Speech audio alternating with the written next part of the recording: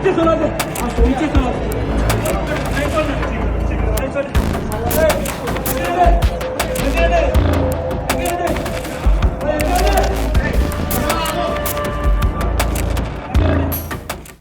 నమస్కారం. Welcome to Telugu capital TV. నేను మీ Ramya.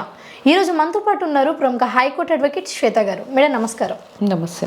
So నిన్న నుంచి చూస్తున్నాము గచ్చిబౌలి ప్రిజం అనే పబ్లో గన్ ఫైరింగ్ జరిగింది అని. సో అక్కడ అసలు ఏం జరిగింది, ఏం జరగబోతుంది ఇంకా?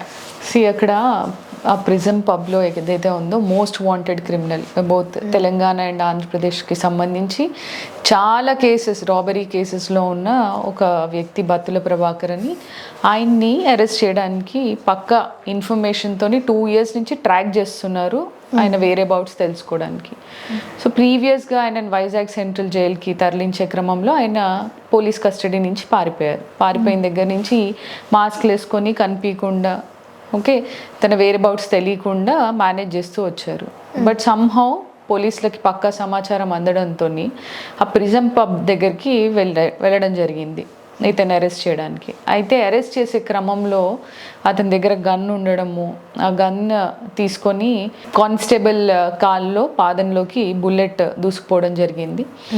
అది గమనించిన పోలీసులు వెంటనే అప్రమత్తమై ఆయన దగ్గర ఉన్న సెకండ్ గన్ కూడా తీసేసుకొని సక్సెస్ఫుల్గా ఆయన్ని అరెస్ట్ చేయడం జరిగింది. అయితే ఈ బత్తుల ప్రభాకర్ అనే అతను యూజువల్లీ అడ్మిషన్ టైం జరుగుతూ ఉంటుంది కదా ఇంజనీరింగ్ కాలేజెస్లో, హాస్టల్ ఫీజు కోసము, కాలేజ్ ఫీజు కోసం డబ్బు వసూలు చేస్తూ ఉంటారు ఈ ఇంజనీరింగ్ కాలేజెస్ యాజమాన్యాలు.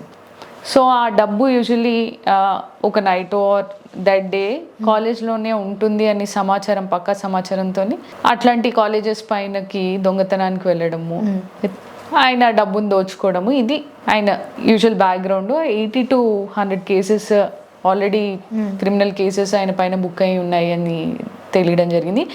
రీసెంట్గా మోయినాబాద్లో ఒక రాబరీ కేసులో ఫోరెన్సిక్ ల్యాబ్కి రిపోర్ట్స్ పంపించినప్పుడు ఈయన వేలి ముద్రలు ఉండడం జరిగింది. అది పోలీసులు కనిపెట్టారు. ఈ బత్తుల ప్రభాకర్ ఇక్కడ తెలంగాణలో మళ్ళీ వచ్చాడు, ఆయన యాక్టివిటీ స్టార్ట్ చేశాడు అని. సో ఆయనని అరెస్ట్ చేయడానికి ట్రై చేసే క్రమంలో ఈ కాల్పులు అనేవి జరిగాయి. ఆయనని సక్సెస్ఫుల్గా అరెస్ట్ చేశారు పోలీసులు. Thank you ma'am. Thank you.